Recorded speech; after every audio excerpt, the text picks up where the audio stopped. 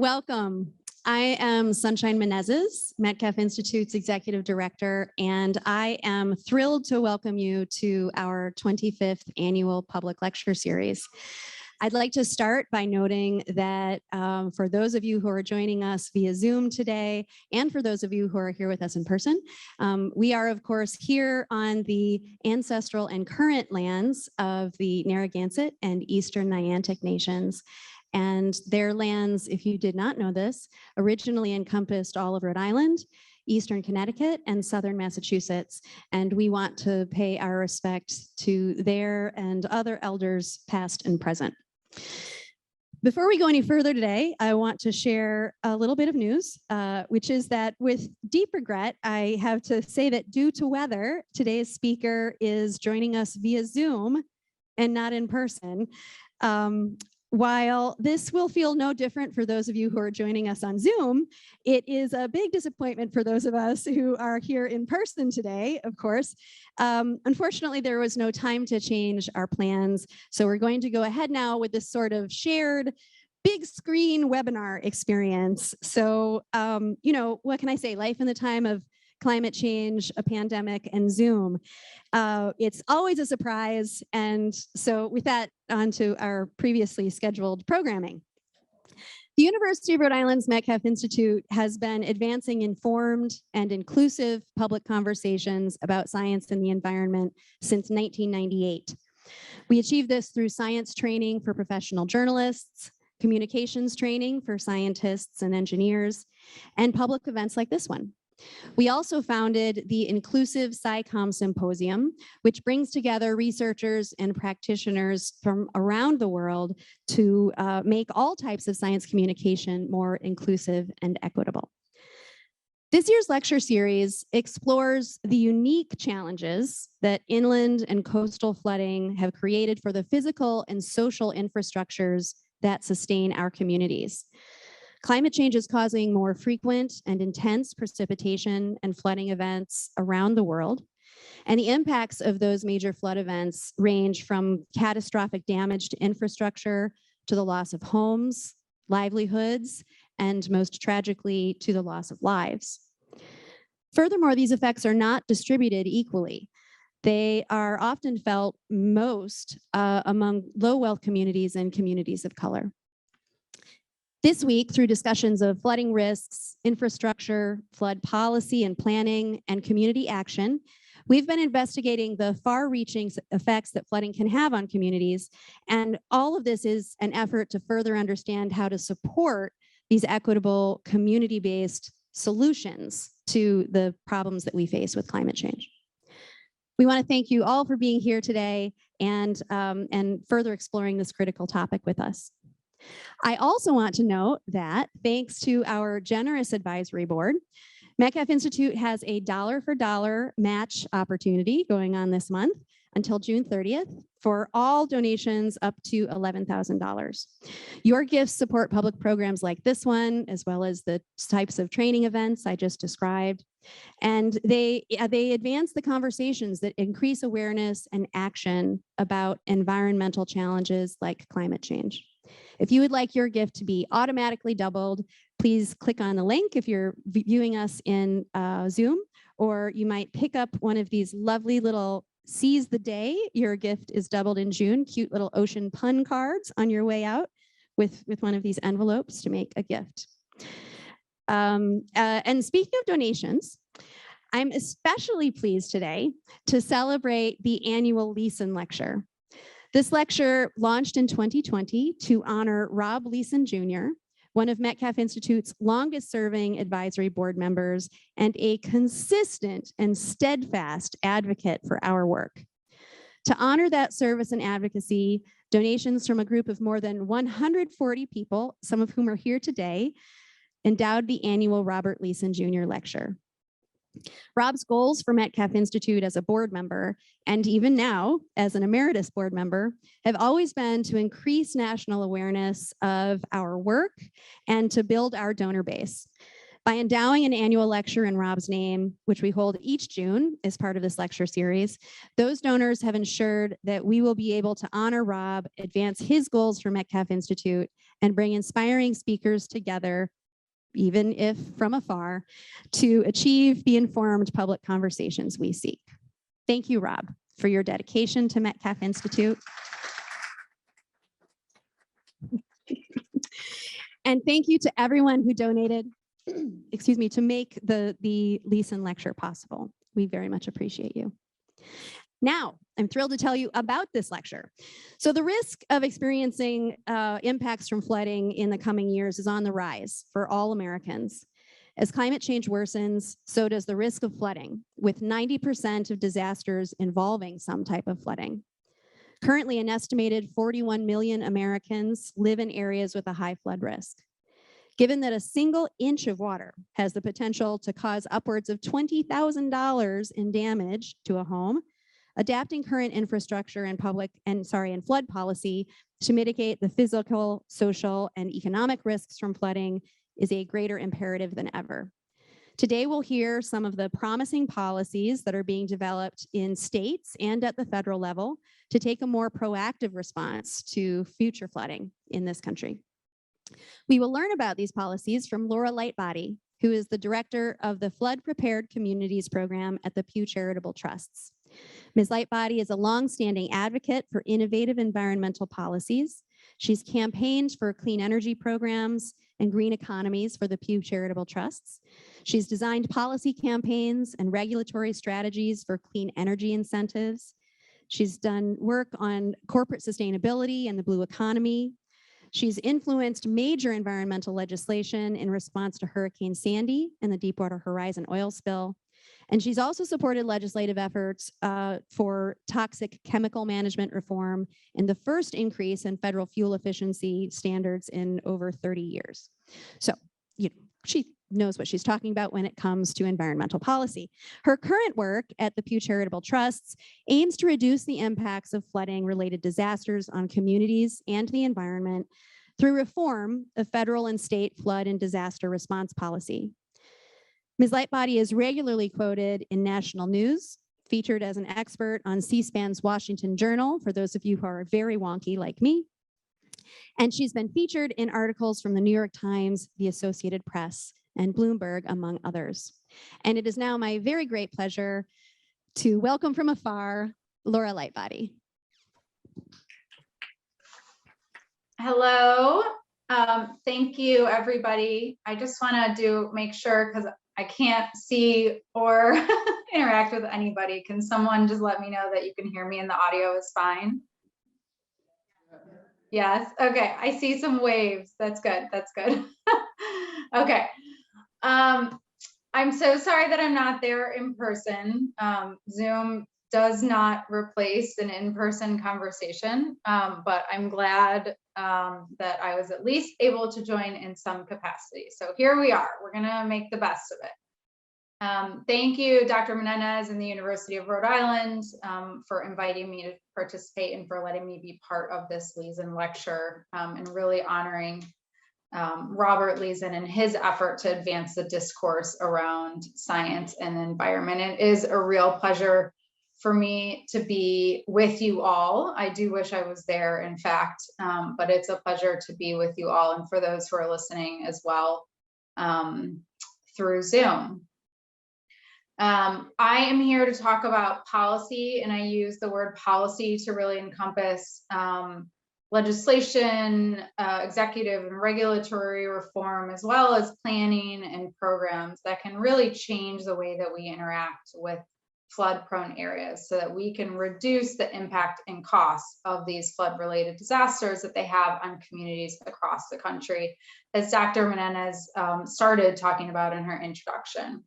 Just briefly, for those of you who may not be familiar with the Pew Charitable Trust, I am going to share some slides real quick.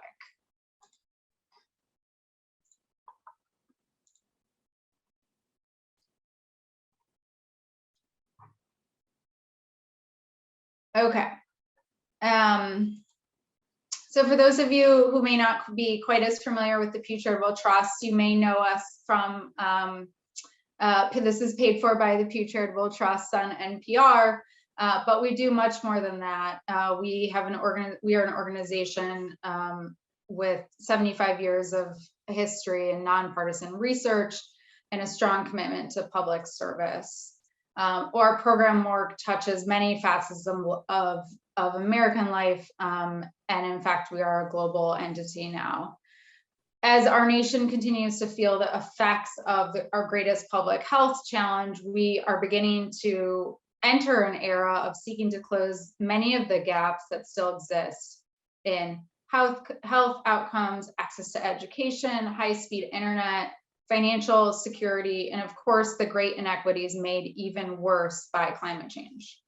At a time when extreme weather is on the rise, with flooding as our nation's most common and costly natural disaster, both in landlocked states and in coastal communities, we're reminded that no community is in fact immune to flooding and the costly impacts. That is why 7 years ago, Pew entered into this space as part of our broader commitment to protecting both people and nature.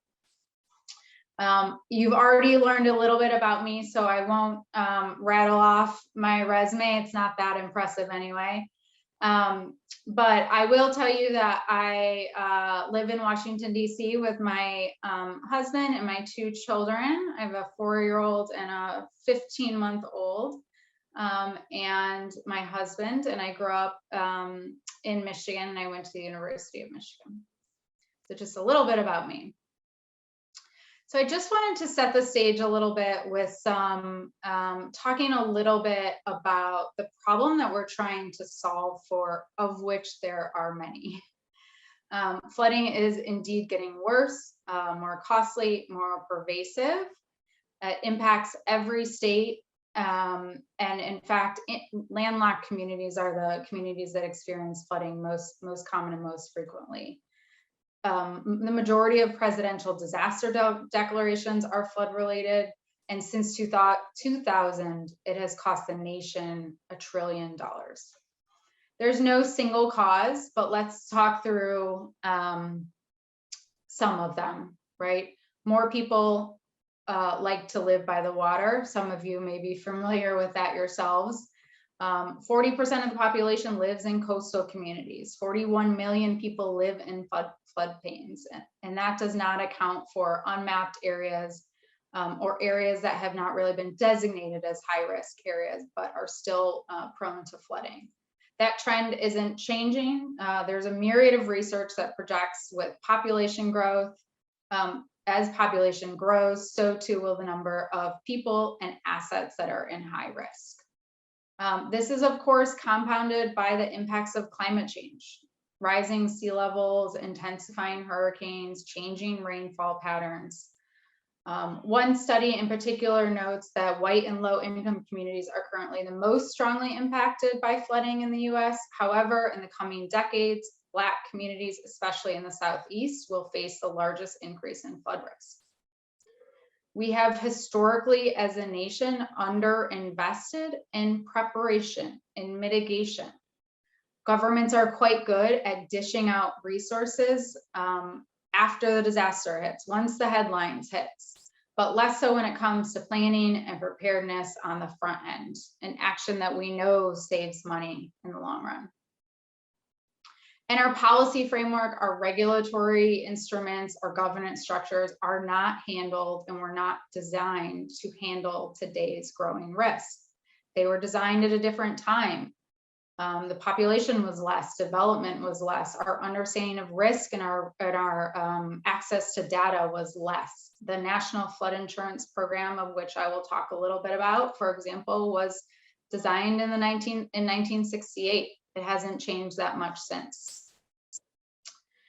And to overhaul these systems and policies, it is an enormous challenge that must be met with leadership and bold ideas. We have policies that need to be reformed that are encouraging short-sighted development and rebuilding, and they damage and destroy natural resources that help protect us.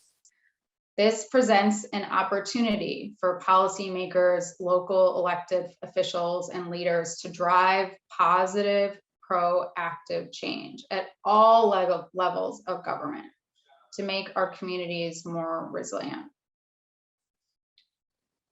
I'm going to, let's see, move this slide. Okay. This, not that, is just a little bit to set the stage about this policy conversation with visual of what we're really talking about when we say flood prepared communities.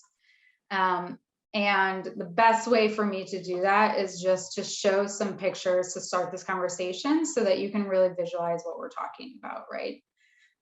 This is a living shoreline along the coast in North Carolina, which is used to address erosion using natural vegetation mixed with harder elements like oyster reefs and rock sills, as you can see in this picture. Research shows that they not only thrive better if a big event happens, but that they have longer term benefits to resilience and biodiversity and ecosystems. However, what we tend to see more of and what we're used to seeing and have traditionally sort of used from an engineering perspective is this, right? A hardened infrastructure around the shoreline. About 14% of the US coastline is hardened.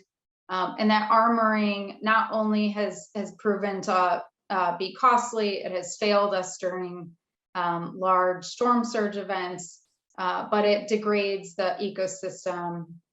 It's costly to repair when it fails, and it's just not as pretty. Next slide. This is a flooded park in Elm Grove, Wisconsin. This is a flooded street in Elm Grove, Wisconsin. This was on purpose. This was not on purpose.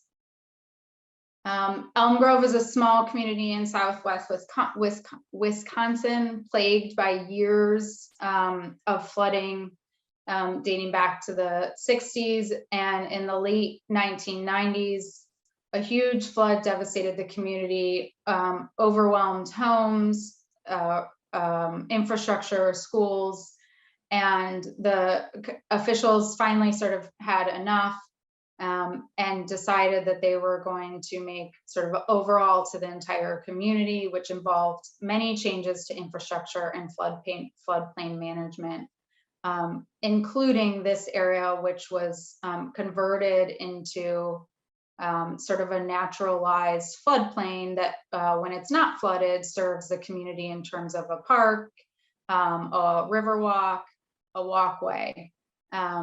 So that when this does flood, there is no impact to lives, valuable assets, homes, and whatnot. And just one more of this exercise. So some of you may be familiar with, some of you may not. Those from Nashville call this Nashville's front porch. This is a river park that runs along the Cumberland River. And was converted into from a waste facility following the big floods in 2010 that looked like this. This may be a photo that folks are very familiar with because this was a headlining flood disaster that really, really devastated Nashville and killed 21 people. So hopefully these images just paint a clear picture of what we're striving for, the landscapes we want to see, the way that nature can and should play a serious role in flood risk reduction. This may seem really obvious to some of you, but our landscapes can't change with the flip of a switch. And in the meantime, the costs are mounting, the impacts are grave. They have overwhelmed the federal government over the years. Year after year, the Government Accountability Office has called for more local, state, and federal investments and actions that reduce risk. The taxpayer burden has grown exponentially. Back in 1955, when Hurricane Diane flooded the Mid-Atlantic, for example, the federal government covered about 5% of the costs that were incurred. Fast forward to Hurricane Sandy, they covered roughly 75% of the costs, and that upward trend continues. This financial risk exposure puts pressure on not only on the federal government, but it places pressure on states and communities to get in the game in terms of budgeting for disasters, but also planning for them and reducing the impact. We know that investing on the front end saves. The economics are there. Research has shown that for every $1 invested in mitigation on the front end, roughly $6, if not more, is saved in avoided losses. Yet many are challenged by budgets and competing priorities and risk uncertainty. Localities are strained to meet federal matches and stretched thin in terms of expertise and bandwidth, and states have competing priorities, siloed programs, and likewise strained budgets. So how do we fix it all? I will offer one approach today, but there are many. Some are top down, some are bottom up. Frankly, we need both, and we need everything in between, because the cost to adapt is immense and growing, and the solution set must be comprehensive. I'll talk a little bit about the theory of change that we have employed at Pew. And if there's time at the end, I would love to hear from some of you about yours. Our approach is to remove perverse incentives to build in high-risk areas, to invest in pre-disaster mitigation, to put nature to work, design and plan for the future, and plan, fund, and implement. So we do this first by going after the big macro change with the federal government. We have to address deficiencies in federal programs, perverse incentives that exist to live in high-risk areas, data gaps that exist spread across the federal government. Deficiencies in federal programs, it's not just an emphasis on the need for more money, of which there is always, but really the rules of the road for that money and what it goes towards. It's essential that the federal government alter its long-standing bias that favors post-disaster assistance over support for adaptation, resilience, and pre-disaster mitigation. Mitigation is something that varies by community, by state, by locality, and their needs. But it is universal in the sense, what is universal is the lack of funding that has existed historically. Increased investment, whether that's within existing programs or new programs, is needed so that communities can take advantage of this 1 in 6 return on investment. And mitigation can take on many forms. Acquisition of flood-prone homes, enhanced stormwater management system, subdivision rule changes on impervious surfaces, raising structures, elevating utilities, restoring wetlands, and most significantly, not building new or putting new people in harm's way in the first place. We've actually seen a lot of progress on this front. Over the last decade, the federal government has invested more money in pre-disaster mitigation and nature-based solutions and resilience than ever before.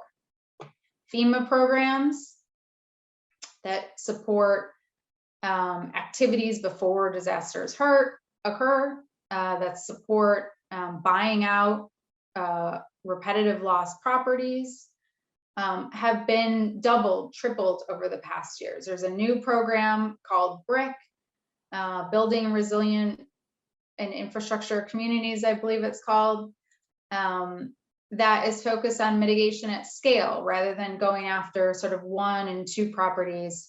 The emphasis is going after mitigation and scale. Other agencies, the housing department, NOAA, which is focused on coastal communities, all have new emphasis on mitigation.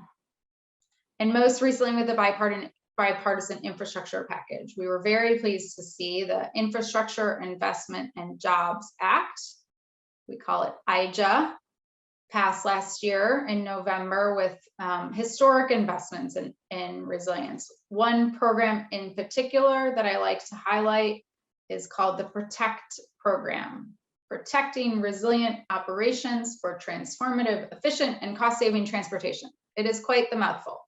The acronym is better, PROTECT. It devoted $8.7 billion. That is a lot of federal resources to support state and local resiliency measures as it relates to vulnerable transportation, with an emphasis on deploying nature when it makes sense. IJA also created new research, funds new research to go towards better understanding the impacts of extreme weather, and created 10 new regional centers of excellence for resilience and adaptation. The second point in our effort to change the federal government is addressing perverse incentives. This is most notably happens through the National Flood Insurance Program. Earlier this year, FEMA followed through with full implementation of what is called Risk Rating 2.0, Equity in Action. What this is a total revamp of the way that the flood insurance program does its rate setting. It previously relied on static, limited data, and under this new program, rates are set using a more advanced set of data that allows a policyholder to have price information that is more unique to their individual home and their individual flood risk. And under this, what has been really revealed is that in many cases, low-income properties were paying too much. Low-income properties were paying too much, and higher value properties were paying too little. And that under this, millions of policyholders will see decreases. Many in the middle will see just small increases, and then others will see sort of that change to reflect its flood risk. This is a program, as I said in the beginning, it started out in the 60s. It provides federally subsidized flood insurance to policyholders, as well as small businesses located in flood-prone areas. When the program started, there were not a lot of policyholders, and there were not a lot of properties that were sort of designated as flood-prone areas. And there was an assumption that these properties would sort of just go away over time as hurricanes took down properties, that the risk would really not grow. That sounds naive in hindsight, but that was really sort of the assumption at the time. And in fact, what has happened is the program has grown to more than 5 million policyholders today. It is sort of habitually in debt because it was not built for these large scale disasters that we see now. And part of the reason that FEMA has implemented Risk Rating 2.0 is so that over time, actuarially sound rates will not only help bring down the debt, but also reduce losses and send a signal to high risk areas that it will in fact be costly to live there. Lastly, bridging this gap on data. For years and years, public infrastructure from roads and storm drains have been constructed based on historical flood events, looking in the rear view mirror. Policy and regulations likewise were designed also looking backwards. In the first month of the Biden administration, the first 30 days of the Biden administration, they reinstated something that is called the Flood Risk Management Standard, FFRMS. Really have to work on our names here, huh? Which was revoked in 2017. It was originally put in place under the Obama administration, and it requires that all federal investments located in flood-prone areas incorporate future risk and the best available data into those design decisions.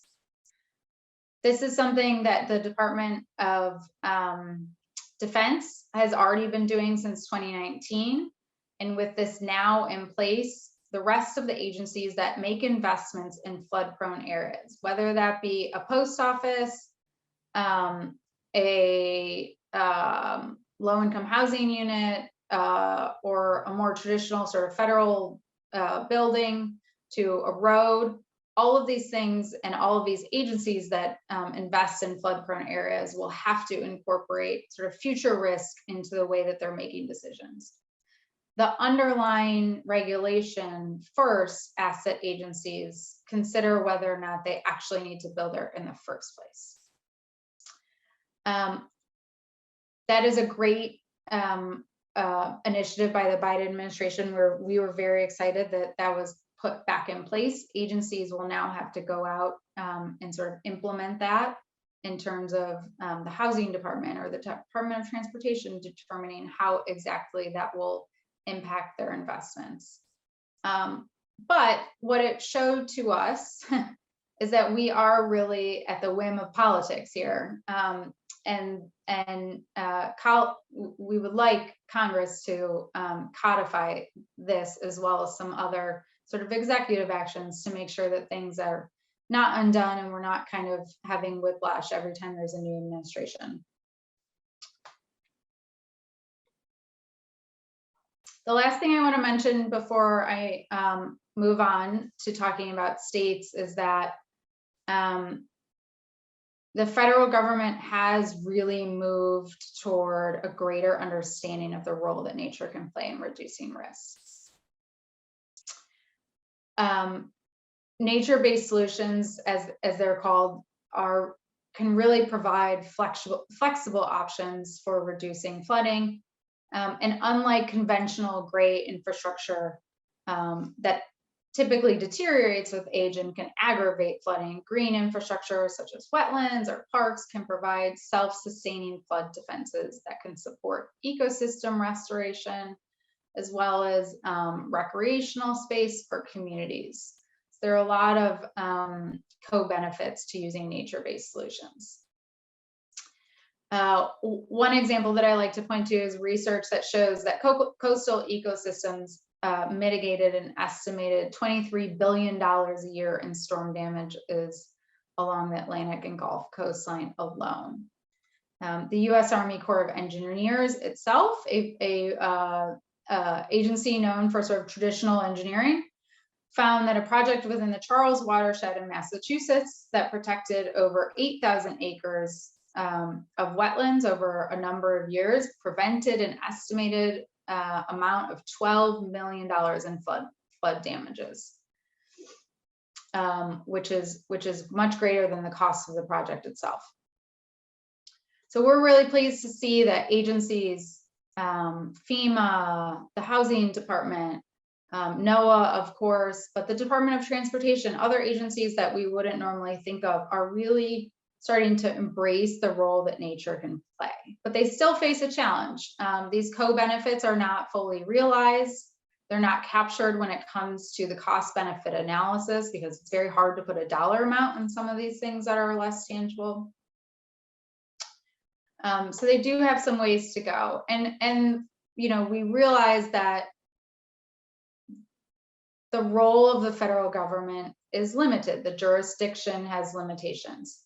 And so if you want to advance the role that nature can play, impact land use decisions and projects and funding regulations, you must go down another layer of government to seek change. And so we have complemented our work with the federal government to work with states and influence and inform and support the role that states can play. To really understand what has worked at the state level, we undertook research in 2019 that was called Mitigation Matters. We worked with Dewberry Partners and identified 13 state and local policies that have been direct catalysts for mitigation activities and projects. The research identified 3 main types of policies that have actually led to tangible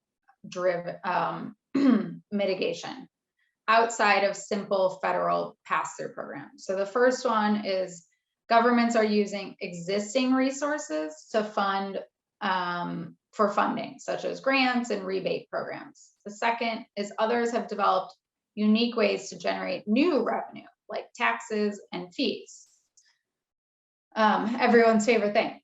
3, regulatory approaches to increase resilience in their communities. So really using the power of regulation to make change. And we saw that these efforts are paying off. I'll give one quick example in Washington State.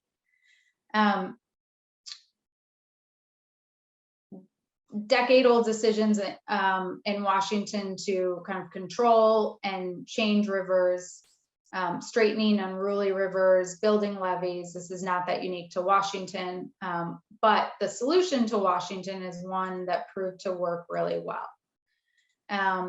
They had a devastating flood in 2009 where 44,000 people were excavated. There was millions of dollars in damages. And one of the results was a public-private partnership called Floodplains by Design. It was created by the legislature and today is in part funded by the legislature. And it leverages both state and federal funds to undertake projects that are reconnecting rivers and floodplains to allow water to flow naturally where it should be and bring back lost habitat. The results are that 38 communities, so Floodplains by Design has worked with 38 communities in the state of Washington, are more prepared. Over 700 homes have been relocated from high-risk areas, and thousands of acres of floodplains and miles have been reconnected.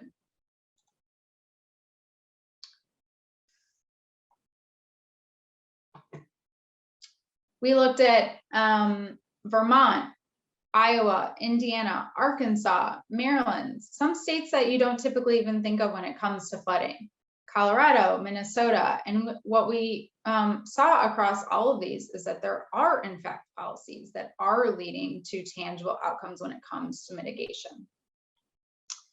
This research, if you want to learn more about it, can be found at pewtrust.org/mitigation matters.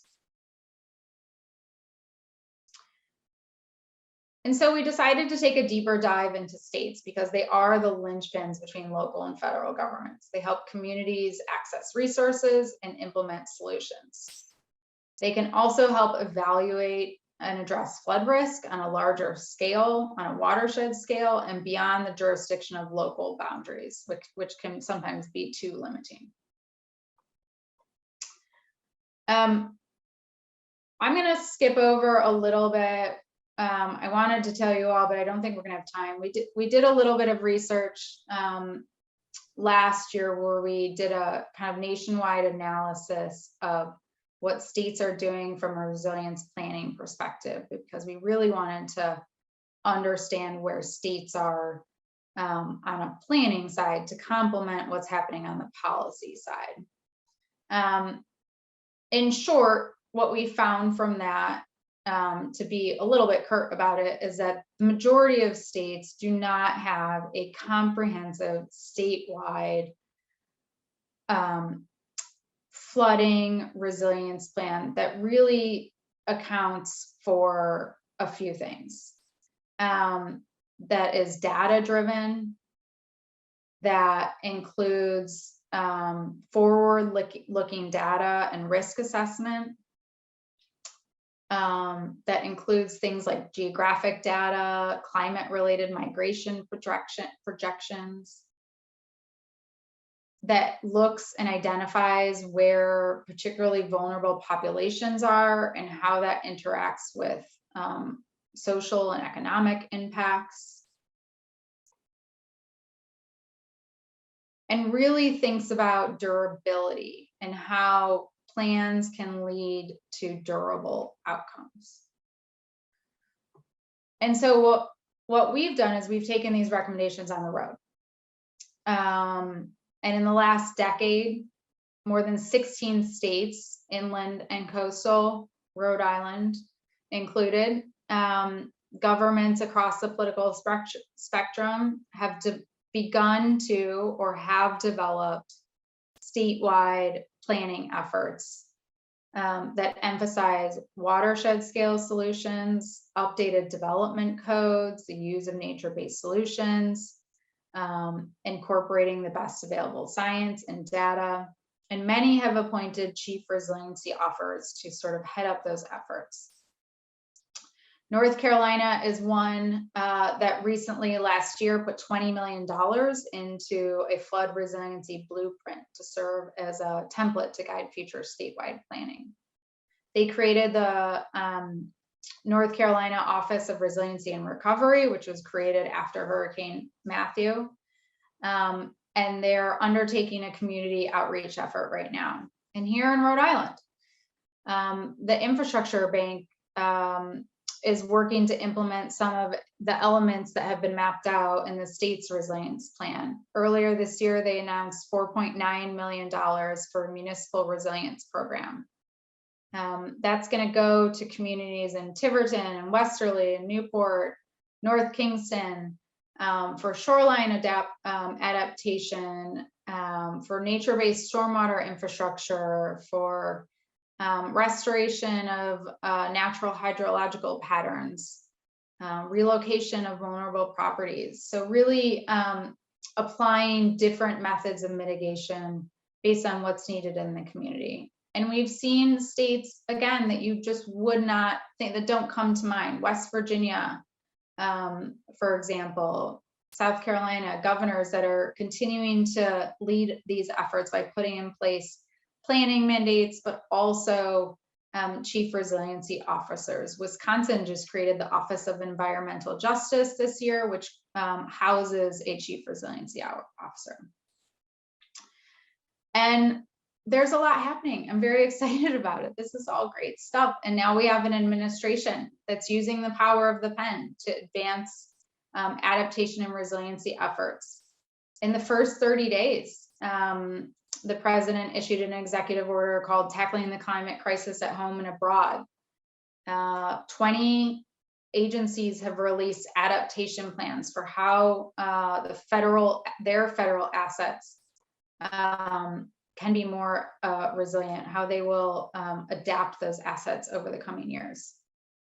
There's a national climate task force, and part of what the strategy is to incorporate things like the climate agenda with Justice 40 by targeting federal resources towards disadvantaged and vulnerable populations. Also, in addition to the president's decarbonization goals, so by 2030 and 2050, trying to get to net zero. So there is a lot of positive to talk about, and there's still a lot of challenges. I'm not going to go through all of these. These are just some of the top of mind challenges that comes to mind for me when I think about sort of the flood adaptation space. But I am very optimistic today about what I'm seeing at the state level, what I'm seeing at the federal government. And we need to ensure that these, we're making policy that leads to durable, meaningful outcomes. And with these reforms and with those outcomes, we will begin to institutionalize mitigation. We will begin to build capacity and expertise for adaptation, so that resilience is not only part of how we manage and live with water, but it's how we evolve communities. It's how our economies thrive. So this last slide here is just some questions that I put up here to sort of inspire conversation, but I look forward to answering any questions that you all might have. I really appreciate you for inviting me here and for your time. And with that, I will hand the mic back.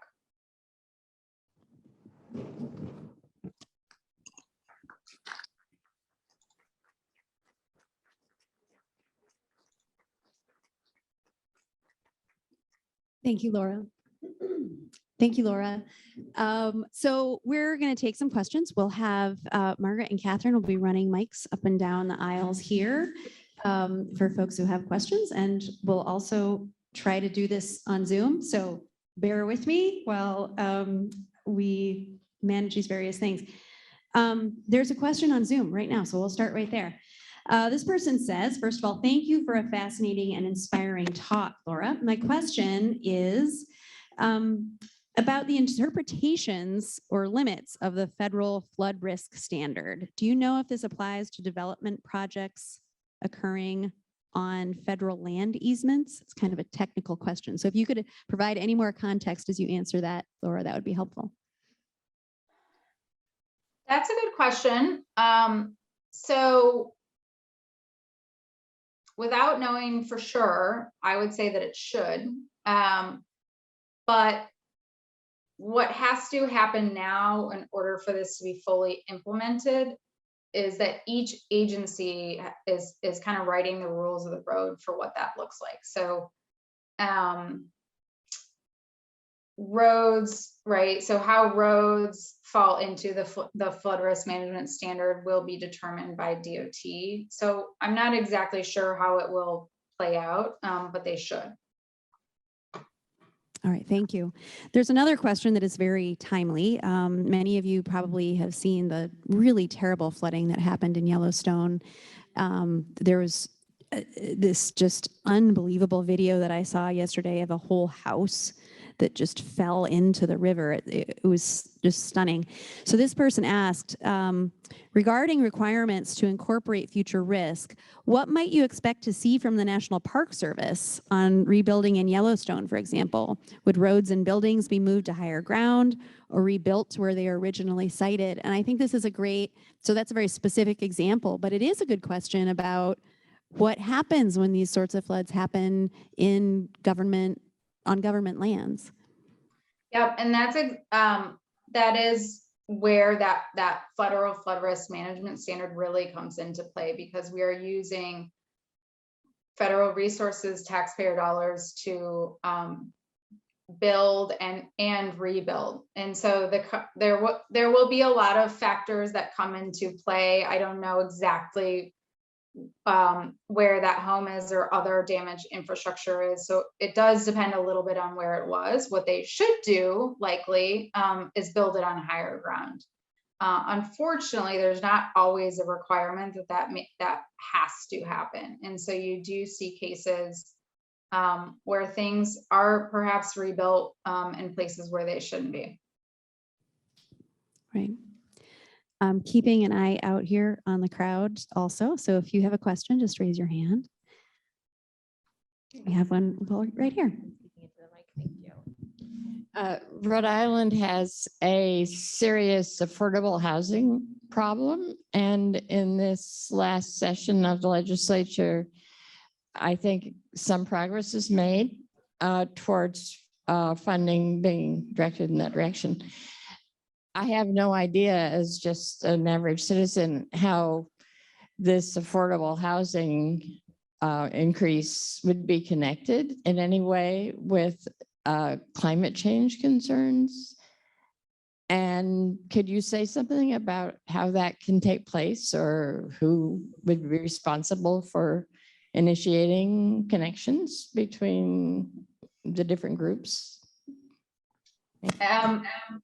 Yep, that is a problem where sometimes two things can be at odds with each other. In some cases, this is the role that someone like a chief resilience officer can play. Some cities have them, some localities have them, in terms of having sort of a eagle eye view into what is happening across a level of government.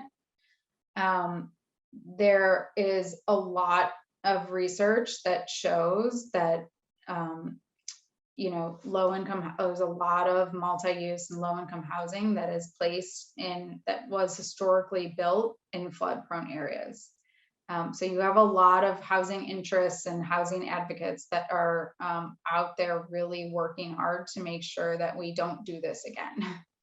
that we don't continue to put low-income communities, vulnerable populations, the ones that have the hardest time in terms of recovery and are not made whole in terms of recovery, are not put in harm's way. It's a real problem that many communities are facing, and the ones that are sort of coordinated from a government level will be the ones who are building more sustainable communities now, right into 50 years.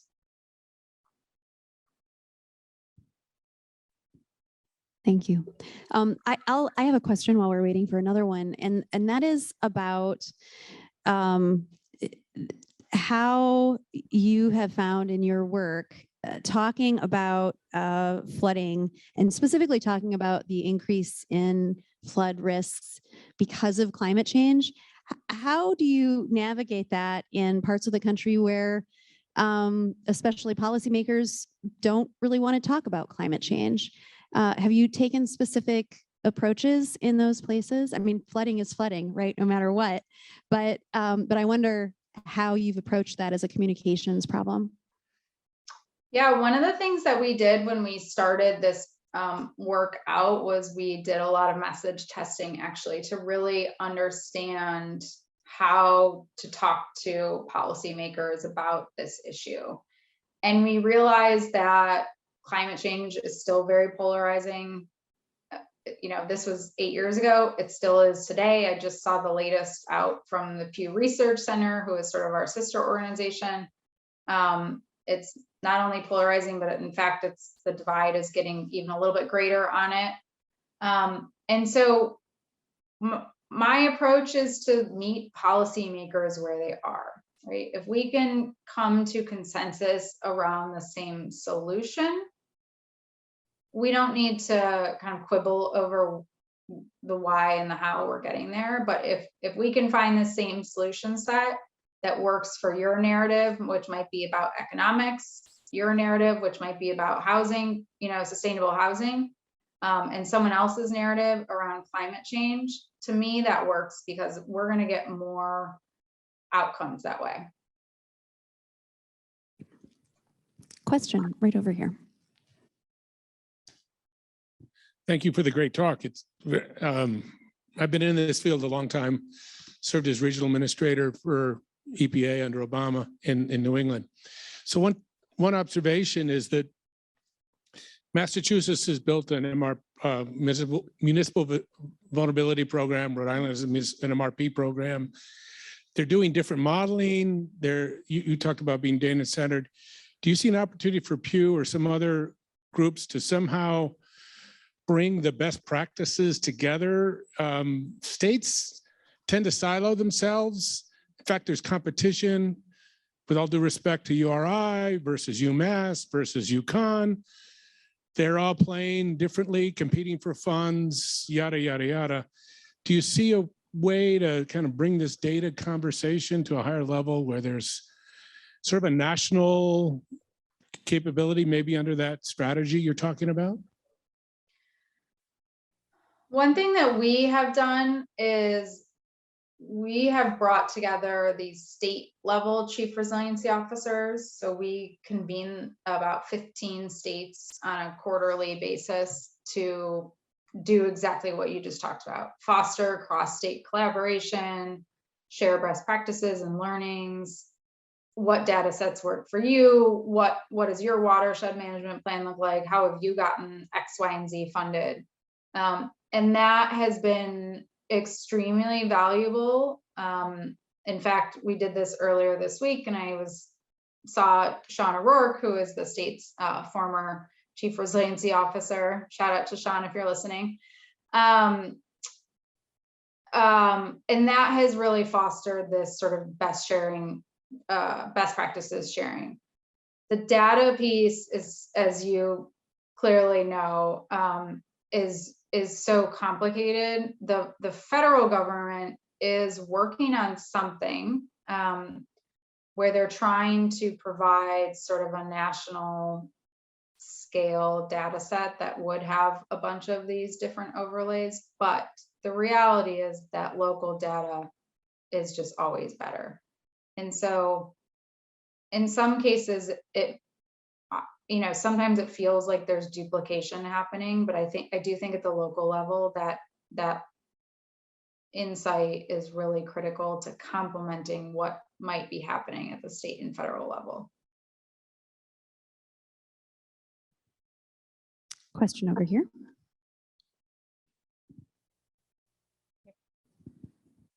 Hi, thanks for the very nice talk, and thanks to the Metcalf for hosting us all.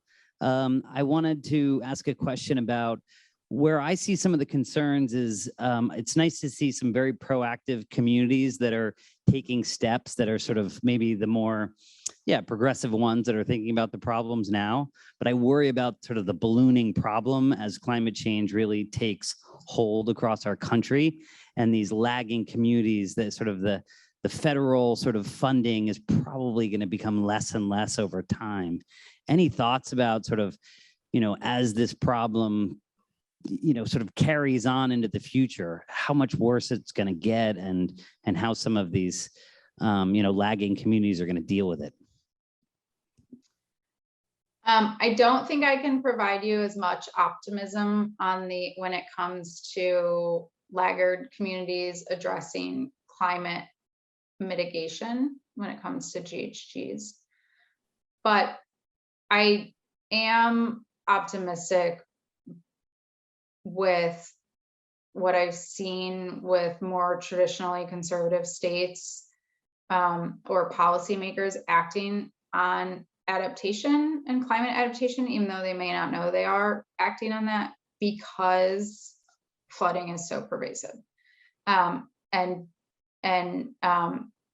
It just seems like nobody can get away from it, right? And so they are compelled to act, and they're just acting for a different reason, but that's okay because it's delivering good outcomes. The outcomes. We're looking for the good outcomes here. I think we're going to bring this to a close there. I thank you again, Laura Lightbody. We really appreciate you being with us, even though you couldn't be with us in person today, and for trying so hard to get here. Thank you. Thank you so much.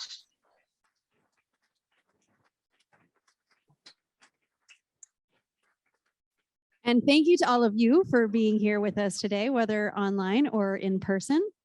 We really appreciate you being here with us, especially today, to recognize the Leeson Lecture and Rob Leeson. And we also look forward to those of you who are joining us at the reception afterwards, just spending some time with you. We'll just be right over there out the door, so you can join us in that direction. Those of you who are tuned in online, please note that there is a link in the chat. It's not too late for you to make a gift and have it be doubled this month by June 30th. We really appreciate your support because it makes programs like this possible. With that, I appreciate your attention and I wish you all a good day. And one last reminder, which is that we have one more talk that is supposed to be virtual tomorrow.